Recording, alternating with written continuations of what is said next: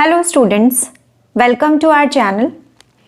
तो last lecture में हमने सेट के कुछ कॉन्सेप्ट्स को पढ़ा था, यूनियन, इंटरसेक्शन और डिफरेंस, और आगे उसी को हम आज कंटिन्यू करेंगे कॉम्प्लीमेंट ऑफ ए सेट के साथ। ठीक है,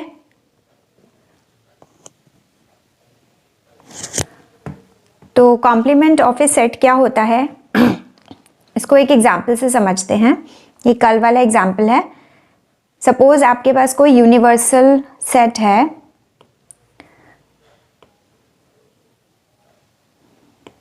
हाँ, सपोज आपके पास कोई यूनिवर्सल सेट है U, और U में एलिमेंट्स हैं, हाँ, U में 1 से लेके 10 तक नंबर्स हैं, 1 2 3 4 5 6 7 8 9 10। ठीक है, और A हम ले लेते हैं, एक सबसेट है U का, जिसमें 1 से 10 के बीच में जो भी प्राइम नंबर्स आते हैं उनका कलेक्शन ले लेते हैं। तो क्या हो जाएगा, 2 3 5 7। ठीक है, तो 2 3 5 7 ये प्राइम नंबर्स हो गए 1 से 10 के बीच में जो अपीयर होते हैं। तो A एक सबसेट है U का, एज यू कैन सी। तो A कॉम्प्लीमेंट में वो एलिमेंट्स आते हैं, A कॉम्प्लीमेंट को हम A डैश से रिप्रेजेंट करेंगे, complement of A, complement of A। तो A complement consist of all those elements X such that X belongs to U and X is not in A। ठीक है, जो A में नहीं है एलिमेंट्स, उनका जो कलेक्शन होता है वो A कॉम्प्लीमेंट कहलाता है, और इसको हम A डैश से रिप्रेजेंट करते हैं। तो इसमें वो एलिमेंट्स आएंगे जो A के बाहर हैं, U में है, A के बाहर हैं, A में नहीं है। तो इसमें एलिमेंट्स आ जाएंगे 1 2 3 A में है तो वो नहीं लिख सकते हैं, उसके बाद 4, उसके बाद 6, फिर 8 9 10। तो ये A कॉम्प्लीमेंट हो गया। तो ये एक बहुत सिंपल सी डेफिनेशन है कॉम्प्लीमेंट ऑफ ए सेट की। And you can see that A complement consist of all those elements of the universal set U which are not in A. तो डिफरेंस की डेफिनेशन हमने लास्ट लेक्चर में देखी थी। तो A dash is actually U minus A। U के वो elements, U के वो एलिमेंट्स जो A में नहीं है, दैट इज A डैश। तो ये A कॉम्प्लीमेंट या किसी भी सेट के कॉम्प्लीमेंट की डेफिनेशन होती है। ठीक है, अब इसको हम बुक से देखते हैं, बुक में क्या लिखा हुआ है।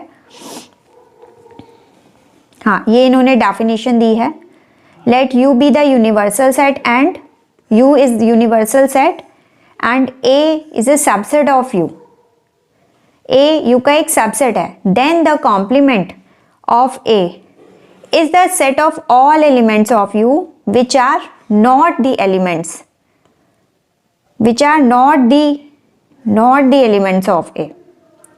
ठीक है, symbolically we write A dash to denote the complement of A with respect to U।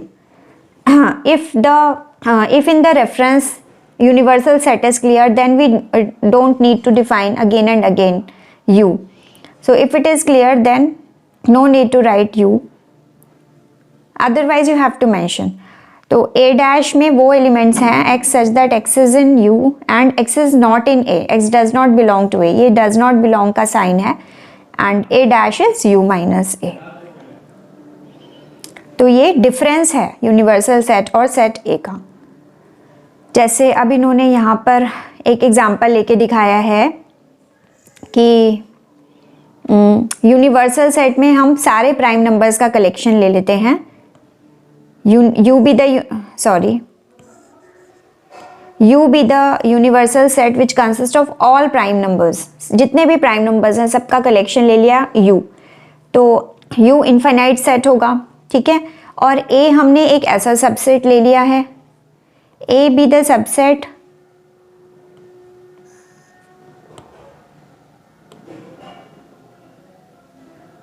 हाँ, A be the subset of U which consists of all those prime numbers that are not divisors of 42। जो 42 के divisors नहीं है। अब 42 के divisors कौन से numbers होंगे वो हम देख सकते हैं।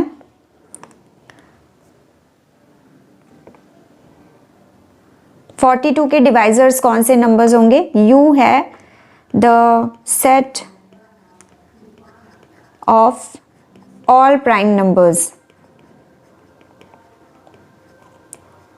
ठीक है, और A is the set of all prime numbers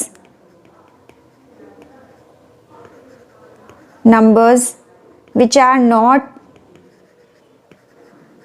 divisors of 42.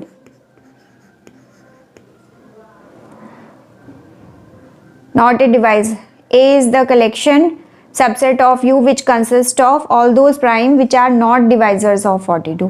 तो 42 के डिवाइजर्स क्या क्या हो जाएंगे? डिवाइजर्स ऑफ 42, 2, 3, जो प्राइम नंबर्स हैं, प्राइम डिवाइजर्स, 5 डिवाइड नहीं करेगा, 7,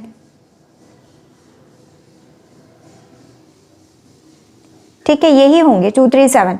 तो ए क्या हो जाएगा? इनको छोड़ के ए डैश, ए क्या है?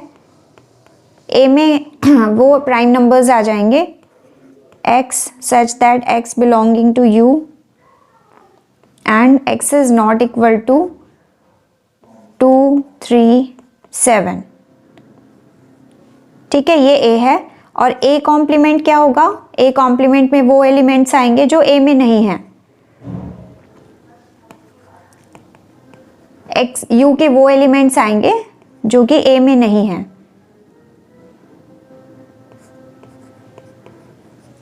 तो कौन से एलिमेंट्स नहीं हैं a में?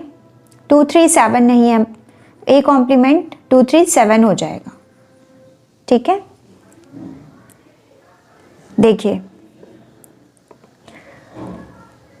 2, 3, 7 यही इन्होंने यहाँ पर भी इन्होंने यही बताया है, which do not belong to A. तो a कॉम्प्लीमेंट 2, 3, 7 हो गया, ठीक है। ये एग्जाम्पल इन्होंने पहले दिया है, उसके बाद में डेफिनेशन दी है।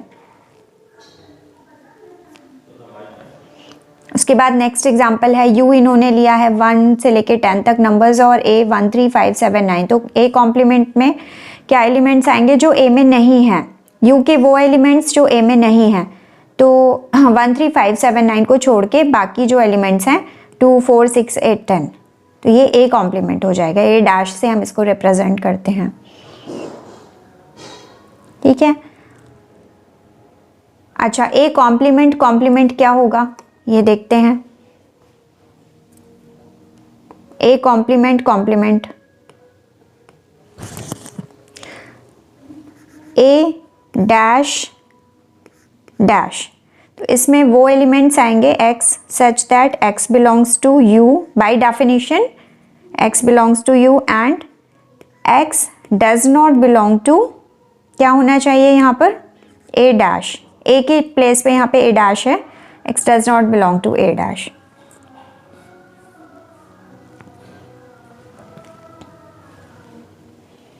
अच्छा, अगर हम x does not belonging to a dash लेते हैं तो इसका मीनिंग क्या है? This statement is equivalent to x belonging to a, क्योंकि जो a dash, a और a dash ये दोनों डिसजॉइंट सबसेट्स हैं। जो एलिमेंट्स a में हैं वो a dash में नहीं है, जो a dash में है वो a में नहीं है, और जो a डैश में नहीं है वो a में है। तो इसलिए अगर हम a डैश में कोई एलिमेंट वो नहीं बिलोंग करता, इसका मतलब वो a में डेफिनेटली है। तो ये दोनों स्टेटमेंट्स क्या हैं? इक्विवेलेंट है। अगर हम इस स्टेटमेंट को अब ध्यान से देखें तो ये क्या है? x such that x belongs to u and x belongs to a। This is nothing but a, this is a, ठीक है। तो कॉम्प्लीमेंट का कॉम्प्लीमेंट वही सेट आ जाता है।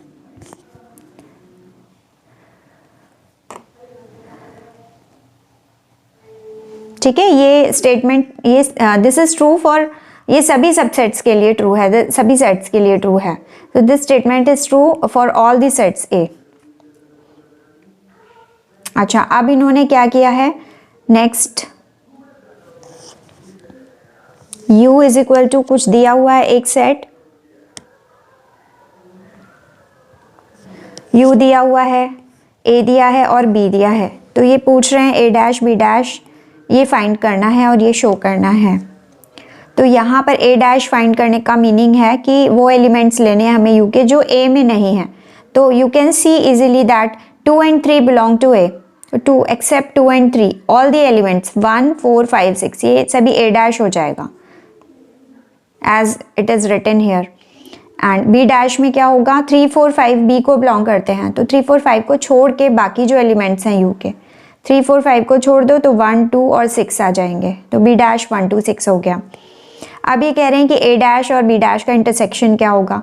तो इंटरसेक्शन क्या होगा, इन दोनों का जो इन दोनों में कॉमन एलिमेंट्स हैं वो इंटरसेक्शन में आएंगे।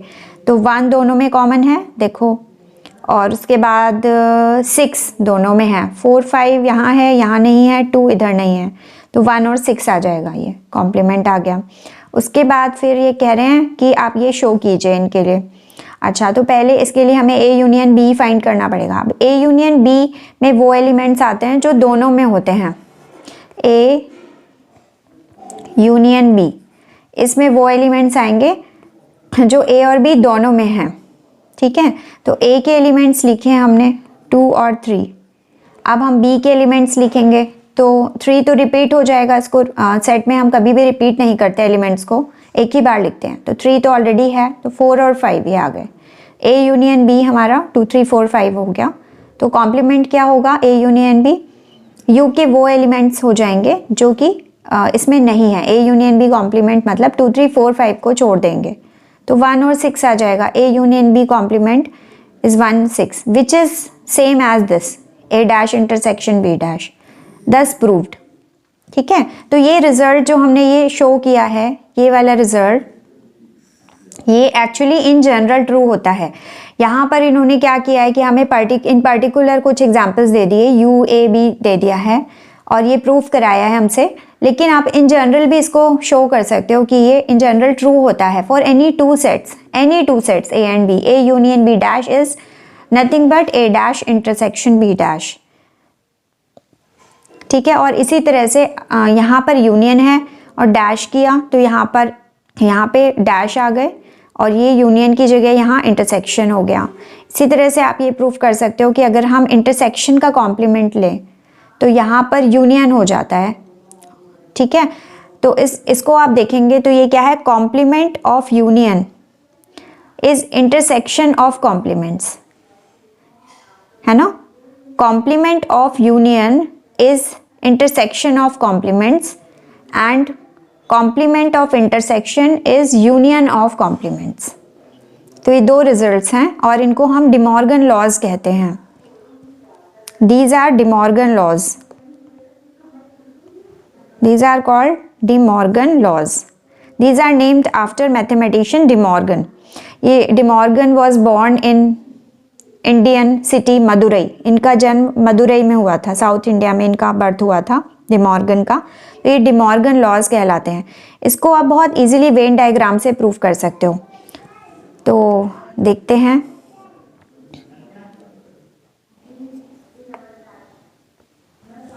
जैसे एक पहले हम ये प्रूफ करें कि पहले हम ये प्रूफ करते हैं कि a union b dash is equal to a dash intersection b dash. तो पहले एक हम यूनिवर्सल सेट, वेन डायग्राम से रिजल्ट्स बहुत अच्छे से प्रूफ हो जाते हैं।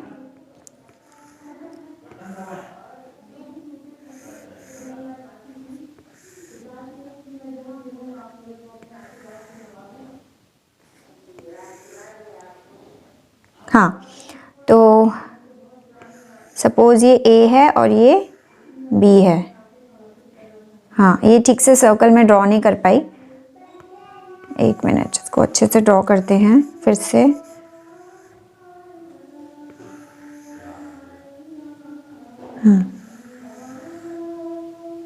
हाँ, तो ये ए है, सपोज ये ए है और ये बी है, तो यहाँ पे ए यूनियन बी क्या होगा, इसको शेड कर सकते हो, इसकी शेडिंग कर देते हैं। ये वाला जो है ये मैंने पूरा येलो किया हुआ है, ये सारा ये हो जाएगा ए यूनियन बी। अब ए यूनियन बी का मतलब वो सभी वो एलिमेंट्स जो ए और बी दोनों में आते हैं, ठीक है, ए के भी सारे एलिमेंट्स और बी के भी सारे एलिमेंट्स। तो either this is the collection of all those elements which appear either in A और इन बी और इन बोथ, ठीक है। तो अब इसका जो कॉम्प्लीमेंट होगा वो क्या हो जाएगा, कॉम्प्लीमेंट में ये वाला पार्ट आएगा, ये पिंक वाला, ठीक है। तो ये वाला जो पार्ट है, ये शेडेड जो पिंक शेड किया है मैंने, ये है हमारा ए यूनियन बी डैश। अब दूसरा हम ये राइट हैंड साइड देखते हैं ड्रॉ करके।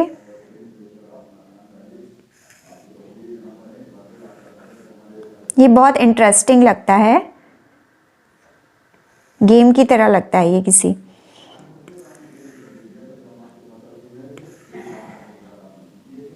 हाँ, तो ये ए है एंड दिस इज बी।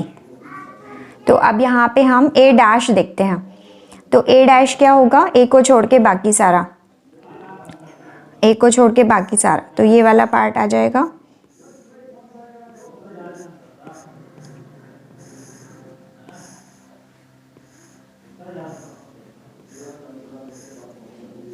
ठीक है, ए को छोड़ के बाकी सब ये पार्ट आ गया हमारा ए डैश। और बी डैश क्या होगा, बी को छोड़ के बाकी सारा, तो हम उसमें ऐसे डॉट्स बना देते हैं,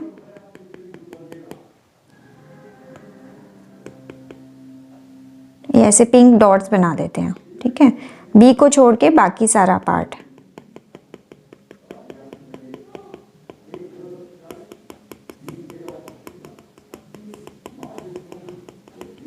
बी कॉम्प्लीमेंट, ठीक है। अब इनका इंटरसेक्शन पार्ट आपको देखना है, ए कॉम्प्लीमेंट और बी कॉम्प्लीमेंट दोनों का इंटरसेक्शन पार्ट देखो।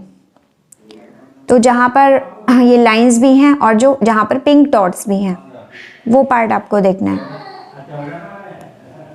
तो जहाँ पे लाइंस भी हैं और पिंक डॉट्स भी हैं, अब देखो ये वाला जो पार्ट है जो ए के अंदर है, यहाँ पे लाइंस नहीं है, ये वाला पार्ट है, यहाँ सिर्फ डॉट्स हैं, ठीक है। और ये तो बिल्कुल ही खाली है, यहाँ तो कुछ है ही नहीं, तो ये पार्ट भी इसमें दोनों चीज़ नहीं आ रही, यहाँ पे लाइंस हैं तो यहाँ पिंक डॉट्स नहीं। तो ये वाला जो पार्ट है, ये वाला पार्ट जो है ये ए कॉम्प्लीमेंट और बी कॉम्प्लीमेंट का इंटरसेक्शन पार्ट आता है। ये वाला जो पार्ट है ये A complement intersection B complement आता है, और ये पार्ट वही है यहाँ पर आप देखो जो पिंक लाइन हमने ड्रॉ की थी, ये दोनों सेम आते हैं, ठीक है। तो ये वेन डायग्राम से बहुत इजीली प्रूफ हो गया, और ये इन जनरल प्रूफ हुआ है ए और बी। यहाँ पे हमने कोई नंबर्स या कुछ एलिमेंट्स एज मेंबर्स नहीं लिए हैं सबसेट्स के, तो ये इन जनरल हमने ये प्रूफ कर दिया। इसी तरह आप ये वाला भी रिजल्ट प्रूफ कर सकते हो कि ए इंटरसेक्शन बी का dash is equal to A dash union B dash, ठीक है। ये भी बहुत आसानी से वेन डायग्राम से प्रूफ किया जा सकता है, तो ये आप खुद कीजिएगा, ठीक है। अब यहाँ कुछ ये कॉम्प्लीमेंट सेट्स की प्रॉपर्टीज़ दी हुई हैं, जैसे फर्स्ट प्रॉपर्टी है ए का अगर ए डैश के साथ यूनियन करें तो यू आता है। हाँ बिल्कुल ठीक है, क्योंकि अगर ये यू है, इसमें ये ए है, तो ए में कुछ एलिमेंट्स आ गए यहाँ पर, ठीक है, और ये बाकी जो एलिमेंट्स हैं ये ए डैश के हैं, तो इनको जब कंबाइन करेंगे तो ये दोनों डिसजॉइंट हैं, तभी हमें पूरा यू मिलेगा। ये बिल्कुल ठीक है ये स्टेटमेंट, ठीक है। इसी तरह आप ये देखो ए का ए डैश के साथ इंटरसेक्शन 5 होता है, कोई भी एलिमेंट दोनों में कॉमन नहीं होता है। By definition it is very very clear. ये डिमॉर्गन्स लॉज हैं जो अभी हमने देखे, लॉ ऑफ डबल कॉम्प्लीमेंटेशन ये अभी हमने देखा, प्रूफ किया, इसको भी वेन डायग्राम से किया जा सकता है। फाई डैश यू होगा और U dash phi. Phi dash phi में कोई एलिमेंट नहीं है तो फाई डैश में यू के सारे एलिमेंट्स आ गए तो यू ही हो जाएगा। और यू डैश यू में सभी एलिमेंट्स हैं तो U dash is actually U minus U by definition which is phi. इनको वेन डायग्राम से प्रूव किया जा सकता है। ठीक है, तो इसमें ऐसे कोई डिफ़िकल्ट चीज़ नहीं है। ये सभी एक्सरसाइजेज हैं, ये आप लोग इजीली ट्राई कर सकते हो।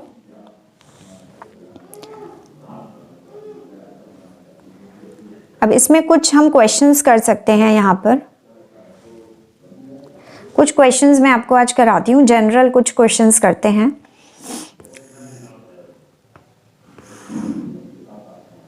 कुछ क्वेश्चंस करते हैं, जैसे कुछ प्रैक्टिकल प्रॉब्लम्स करते हैं जो आपके काम में आएंगी, कुछ कॉम्पिटिटिव एग्जाम्स में आती हैं इस तरह की प्रॉब्लम्स। तो पहले इसके ऊपर बेस्ड एक रिजल्ट प्रूफ करेंगे। देखो, अगर U दिया हुआ है एक यूनिवर्सल सेट, U एक यूनिवर्सल सेट दिया हुआ है और A और B ये सबसेट्स दिए हुए हैं U के। ठीक है, तो इसको हम ड्रॉ करके देखते हैं।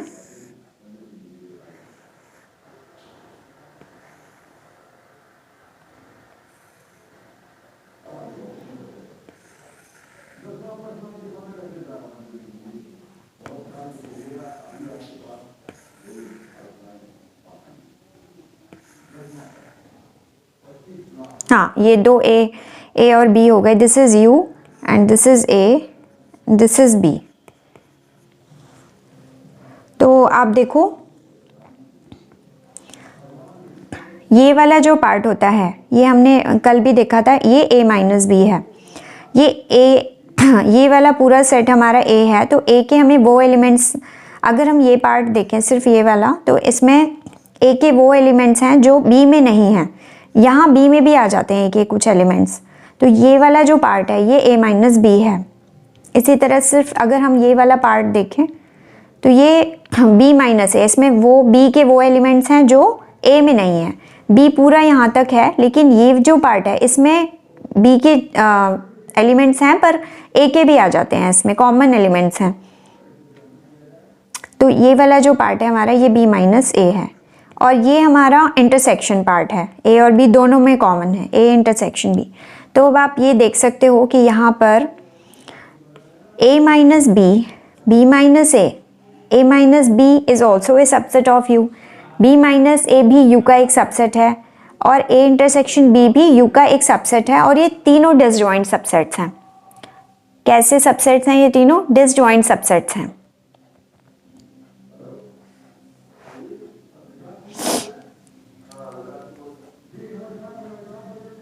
देखिए, अगर ऐसा है कि अगर आपका U इस तरह से है और A और B बिल्कुल डिसजॉइंट हैं, एक कंडीशन ये भी होती है। तो अगर A और B ये दोनों हैं इस तरह से यहाँ पर और ये दोनों डिसजॉइंट हैं, तो अगर हम A यूनियन B अगर देखें तो A यूनियन B ये शेडेड पार्ट आ जाए, इस तरह से आ जाएगा। तो इस केस में A इंटरसेक्शन B हमारा फाई है, तो यहाँ पे A यूनियन B, इसमें एलिमेंट्स अगर हम देखें कितने एलिमेंट्स हैं, number of elements in A union B, तो इसमें हमें A के जितने एलिमेंट्स हैं Na और जो B के एलिमेंट्स हैं उनको ऐड हमें करना पड़ेगा। इंटरसेक्शन तो फाई है, तो ये रूल मिल जाता है हमें। लेकिन हम कभी भी कोई रिजल्ट प्रूफ करते हैं तो हम इन जनरल प्रूफ करते हैं कि ओवरलैपिंग भी हो सकती है। अगर A इंटरसेक्शन B को अगर हम पिक्चर में लेके आते हैं, अगर इंटरसेक्ट नहीं करते हैं, डिसजॉइंट है, तो ये फाई हो जाएगा, नो प्रॉब्लम। तो ये वाला तो कंडीशन तब है कि Na union B is equal to Na plus NB जब ये दोनों डिसजॉइंट हैं। अगर डिसजॉइंट नहीं है तो ये केस बनेगा।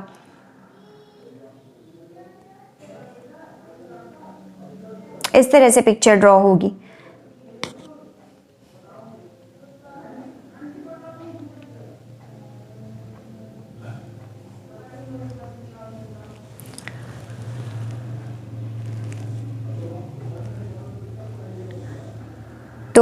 अगर हम यहाँ पे देखें इस पिक्चर को, अगर आप देखेंगे तो यहाँ अगर ए यूनियन बी हम देखें तो ए यूनियन बी पूरा पार्ट हो जाएगा ये।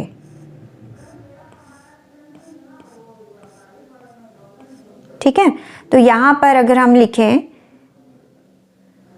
ए union B, A union B, तो ये क्या है एक्चुअली ए माइनस बी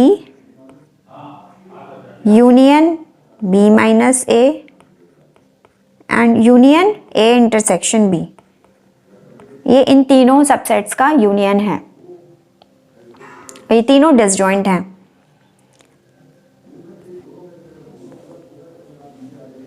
तीनों डिसजॉइंट हैं, तो अगर हमें ऐड करना पड़े, नंबर ऑफ एलिमेंट्स देखने पड़े, तो N A union B, this will be equal to N A minus B plus N B minus A plus N A intersection B.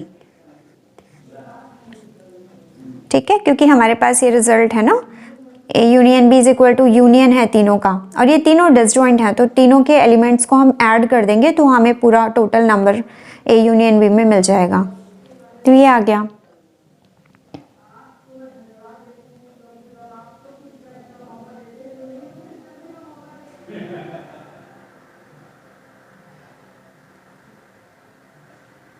अब नेक्स्ट स्टेप में हम क्या करेंगे, नेक्स्ट स्टेप में हम एक ट्रिक फॉलो करेंगे। यहाँ पर देखो N A minus B plus N A intersection B, इसको हम इसके साथ ले आए, या यहाँ भी लिख सकते थे, इन दोनों को एक साथ लिख लेते हैं। एक काम करते हैं, हाँ इन दोनों को हम एक ब्रैकेट में लिख देते हैं, N A minus B plus ये वाला। तो यहाँ पर क्या कर रहे हैं हम, बी माइनस ए और ए इंटरसेक्शन बी को ऐड कर रहे हैं। बी माइनस ए तो ये एलिमेंट्स आ गए और ए इंटरसेक्शन बी। तो आप देख के बता सकते हैं फिगर कि यहाँ पर बी माइनस ए के एलिमेंट्स को अगर हम ऐड करें और ये वाला पार्ट, तो हमें क्या मिल रहा है, बी मिल रहा है। ये हमारा बी है ना, तो हमें बी सेट मिल रहा है, बी सेट के एलिमेंट्स मिल रहे हैं, बी माइनस ए और ये ए इंटरसेक्शन बी, तो हमें बी एलिमेंट्स मिल रहे हैं। तो इसको अब हम ये जो ब्रैकेट में एक्सप्रेशन है, इसको हम ये वाला, ये हमें एन बी दे रहा है। ठीक है, ये एन बी मिल गया, लेकिन हमें ए माइनस बी, अब हमारे पास ए माइनस बी अभी बचा हुआ है, ये वाला पार्ट, सॉरी ये मैंने क्या ये ए माइनस बी है, तो ये वाला पार्ट अभी हमें सिर्फ इतना है। अगर हम इसमें भी ये पार्ट ऐड कर दें तो हमें पूरा ए मिल जाएगा। ठीक है, तो अब हम एक ट्रिक फॉलो करते हैं, यहाँ पर इज इक्वल टू एन, इसमें हम ऐड कर देते हैं plus N A intersection B. ठीक है, अब हम यहाँ पे ऐड करेंगे तो हमें सब्ट्रैक्ट भी करना पड़ेगा, तो माइनस करना पड़ेगा क्योंकि एक्स्ट्रा हमने ऐड किया है। तो एन ए इंटरसेक्शन बी को हम यहाँ पे सब्ट्रैक्ट कर देते हैं, एन बी हमारे पास ऑलरेडी अलग से ये टर्म चल रहा है। ठीक है, तो इस स्टेप में हमने क्या किया है, एन बी तो चल ही रहा है साथ में, लेकिन ये स्टेप था, हम एन ए और एन बी के टर्म्स में लिखना चाहते हैं इस एक्सप्रेशन को, लेकिन ये करने के लिए हमें एक एन ए इंटरसेक्शन बी चाहिए ताकि ये दोनों मिलके हमें एन ए दे दें, लेकिन ये हमारे पास हमने एक्स्ट्रा ऐड किया है तो हमने सब्ट्रैक्ट भी कर दिया। अब ये जो ब्रैकेट में एक्सप्रेशन है ये हमारा एन ए हो गया, तो ये हो जाएगा एन ए, ठीक है, minus N A intersection B plus N B, ये रिजल्ट आ गया। अब इसको हम थोड़ा वेल राइट कर लेते हैं, तो इसको हम लिखेंगे N A plus N B minus N A intersection B, तो ये हमें एक रिजल्ट मिल गया। ये बहुत इंपॉर्टेंट रिजल्ट है, N A union B is equal to ये हमें मिल गया है। तो अब फाइनल रिजल्ट लिख देती हूँ मैं यहाँ पर, N A union B is equal to N A plus N B minus N A intersection B. तो ये हमारा एक फाइनल रिजल्ट मिल गया हमें। ठीक है, ये बहुत इंपॉर्टेंट रिजल्ट है। अब हो सकता है कि ये डिसजॉइंट हो, ए इंटरसेक्शन बी 5 हो जाए, तो उस केस में n A union B equal to N A plus N B आ जाएगा, जो हमने ऑलरेडी यहाँ देखा था इस वाले फिगर में। अगर कुछ है इंटरसेक्शन में तो वो पिक्चर में आ जाएगा। तो ये एक बहुत इंपॉर्टेंट रिजल्ट है, इसका यूज़ करके हम काफ़ी क्वेश्चन सॉल्व कर सकते हैं। ठीक है, तो एक तो ये इंपॉर्टेंट रिजल्ट मिला। अब ये दो सेट्स के यूनियन से रिलेटेड एक रिजल्ट है, इसके ऊपर मैं आपको एक क्वेश्चन सॉल्व करके दिखाती हूँ, तो आपको एक इसका थोड़ा सा अप्रिशिएट कर पाओगे इस रिजल्ट को। तो एक क्वेश्चन मैं लिखती हूँ, लेट मी राइट डाउन ए क्वेश्चन। एक क्वेश्चन लिखते हैं। क्वेश्चन है कि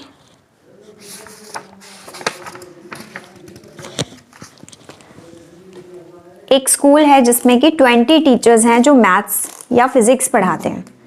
ठीक है, in a school there are 20 teachers who teach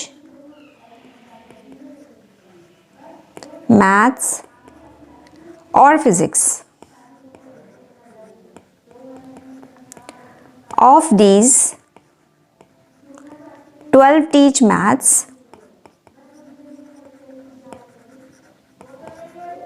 and 4 teach both physics and maths.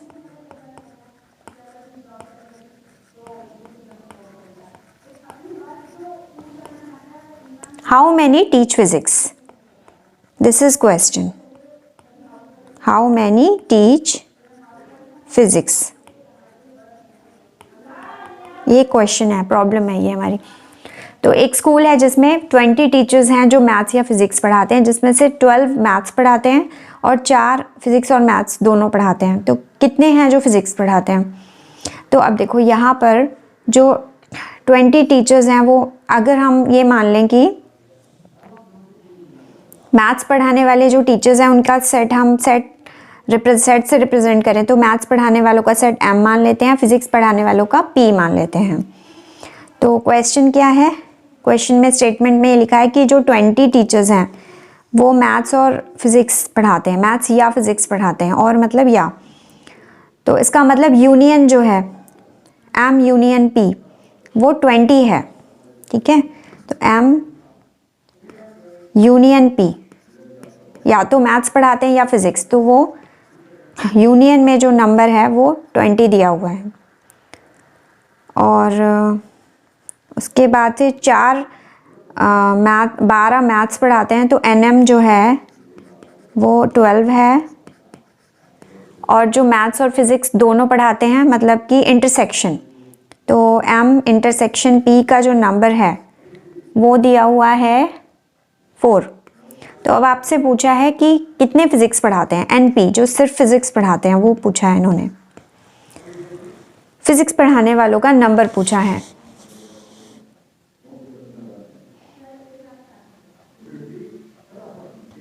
तो हम वही यूज करेंगे कि M union P this will be equal to NM plus NP। अगर ये रूल नहीं हो हमारे पास तो ये थोड़ा मुश्किल है कैलकुलेट करना, क्योंकि यहाँ पे आपको एक नंबर दिया हुआ है जिसमें कि या तो मैथ्स पढ़ा रहे हैं या फिजिक्स पढ़ा रहे हैं, उनका कंबाइन नंबर दे दिया इन्होंने। इसमें वो भी हो सकते हैं जो दोनों को पढ़ा रहे हैं, क्योंकि यूनियन है। ठीक है, यूनियन का मतलब है कि इसमें वो सभी आ गए जो या तो मैथ्स पढ़ाते हैं या फिजिक्स पढ़ाते हैं या दोनों पढ़ाते हैं, या तो अकेले सिंगल मैथ्स पढ़ा रहे हैं या सिंगल एक ही सब्जेक्ट फिजिक्स, या दोनों, ये सभी आ गए इसमें। तो ये 20 दिया हुआ है। अब जो मैथ्स पढ़ाते हैं, अब यहाँ फिजिक्स से कोई मतलब नहीं है, सिर्फ मैथ्स मतलब फिजिक्स पढ़ाते हैं या नहीं पढ़ाते उससे कोई मतलब नहीं है, तो मैथ्स पढ़ाने वालों का नंबर दे दिया और जो कॉमन वाला है वो नंबर दे दिया। अब आपसे पूछा जा रहा है कि फिजिक्स पढ़ाने वाले कितने हैं, तो ये रूल लगा के हम आसानी से जान सकते हैं कि वो नंबर क्या होगा।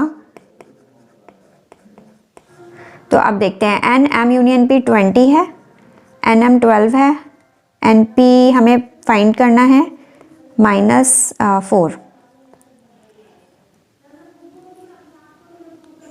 ठीक है, तो NP क्या हो जाएगा? NP हो जाएगा 20 + 4 -12 तो 12, ठीक है। इसका आंसर आएगा 12 टीचर्स टीच फिजिक्स। तो ये बहुत इजीली हो गया प्रॉब्लम, क्योंकि हमारे पास ये रूल था। इसी तरह से और भी क्वेश्चंस किए जा सकते हैं।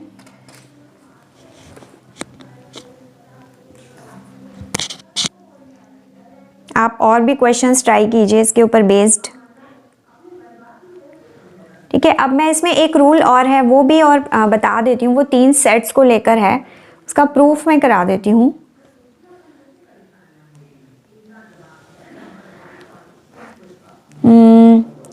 जैसे अगर हमारे पास 3 सेट्स हैं, अभी हमने 2 सेट्स के यूनियन से रिलेटेड एक रूल प्रूफ किया। अगर हमारे पास 3 सेट्स हैं देन व्हाट टू डू, ठीक है। तब क्या रूल आएगा हमारे पास। मान लो कि हमारे पास ABC 3 सेट्स हैं, तो उस केस में क्या होगा,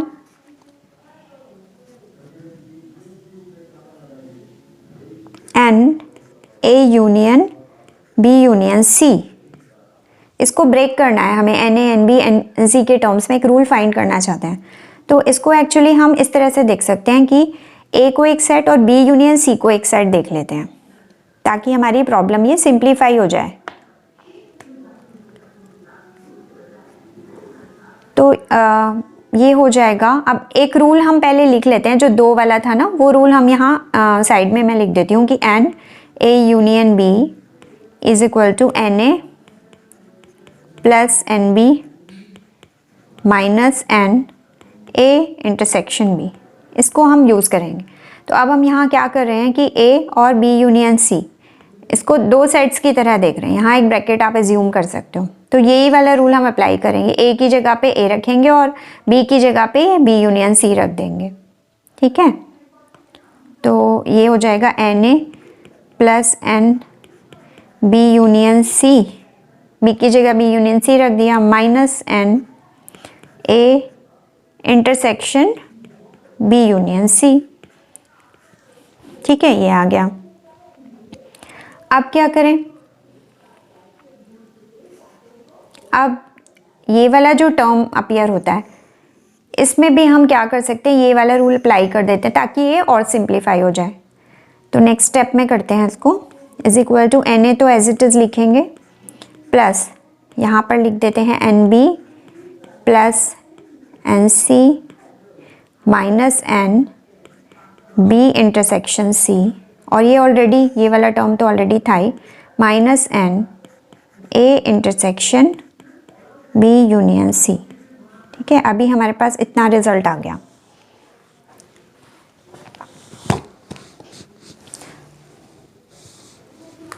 अब इसको हम यहाँ पे इक्वेशन 1 मान के छोड़ सकते हैं।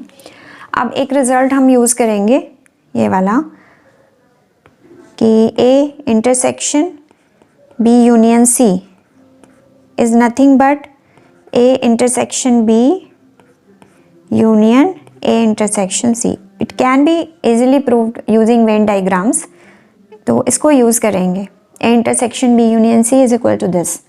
तो यहाँ पर N A intersection B union C is equal to क्या हो जाएगा, N of this, N of ये जो ऊपर लिखा हुआ एक्सप्रेशन।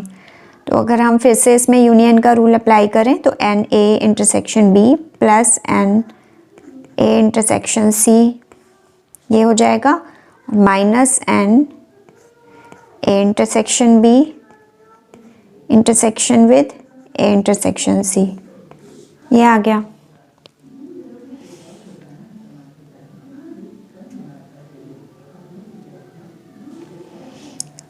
एंड एक्चुअली ये क्या है, A इंटरसेक्शन B और फिर इसका इंटरसेक्शन है, तो ये एक्चुअली तीनों का इंटरसेक्शन है। अगर आप इसे ड्रॉ करके देखेंगे तो ये तीनों का, A और B और C तीनों का इंटरसेक्शन आएगा। तो ये हो जाएगा N A intersection B plus N A intersection C minus N A intersection B intersection C। ये इक्वेशन नंबर 2 मान सकते हैं इसको। ये रिजल्ट आ गया। अब बस 2 को ये इक्वेशन नंबर 1 में प्लेस कर देंगे, तो फाइनली हमें मिलेगा N A union B union C is equal to, equation number 1 क्या थी, Na plus Nb plus Nc minus N B intersection C, यहाँ तक किया था। उसके बाद फिर N A intersection B union C की वैल्यू हम यहाँ से रखेंगे 2 से, तो minus N A intersection B minus N A intersection C plus ये माइनस माइनस प्लस हो जाएगा N A intersection B intersection C. तो ये एक रिजल्ट आ गया, ठीक है। तो ये फाइनल एक 3 सबसेट्स के लिए एक रिजल्ट आ गया है। A and A union B union C is Na plus Nb plus Nc minus Nb intersection C and A intersection B N minus N A intersection C। मतलब तीनों का दो का पेयर ले लिया, उसको डिफरेंस कर दिया और फिर प्लस जो तीनों में कॉमन है इंटरसेक्शन पार्ट उसको ऐड कर दिया। तो ये एक रिजल्ट है, ये 3 सबसेट्स के लिए होता है। इसको भी यूज़ करके आप क्वेश्चंस सॉल्व कर सकते हो।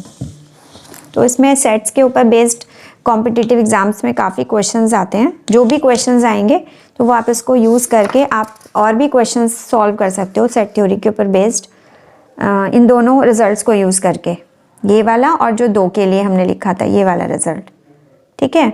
तो आई होप आपको ये लेक्चर अच्छा लगा और समझ आया। अगर आपको कोई भी डिफ़िकल्टी है या कोई डाउट है तो आप मुझसे पूछ सकते हो, लिख सकते हो, मैं क्लियर करने की कोशिश करूँगी, ठीक है। तो ठीक है, फिर हम नेक्स्ट लेक्चर में मिलेंगे। Okay, thank you, bye.